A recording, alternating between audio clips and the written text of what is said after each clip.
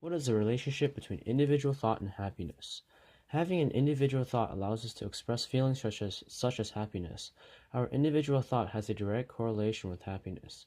In Harrison Bergeron by Kurt Vonnegut, happiness is achieved by the main character Harrison. Harrison had many handicaps that left him with the rest of society. No individual thought, no emotions such as happiness. Most of the people weren't happy that these handicaps barred them from happiness.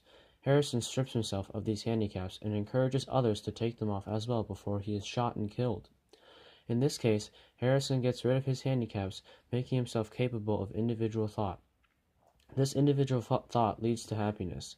He went against the government to create this individual thought, which led to his happiness. This viewpoint presented in Harrison is one that most people support. This is also a warning that people should be interpreted as what happens to members of a society that prizes calm happiness above artistry or intelligence. Consider the novel Fahrenheit 451. Written by Ray Bradbury, the people lived a bland life because they did not read books and they could not critically think. Despite the fact that they had little to no individual thought, most of the characters in this book are fairly happy, which opens up another viewpoint that sometimes happiness could be achieved even when there is no individual thought. This is shown when Montag's wife, Mildred, has walls of TVs and is completely mesmerized by them. However, she does think that she is a happy person. This viewpoint contrasts with the one presented in Harrison because instead of happiness being achieved through creating different thoughts than society, no individual thought occurs in Fahrenheit 451, and yet most of the characters are content. However, her husband Montag was one of the few that did not get their happiness from the following society's norms. Montag found his happiness through books and inspiration from a young woman called Clarice. Clarice and Montag both were interested in things that others were against.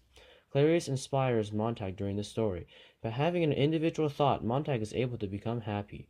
These two views contrast from each other. People like Mildred may not live an interesting life because they don't think differently compared to others, but they are happy, whereas Montag is happy because he lives a life where he has an individual thought.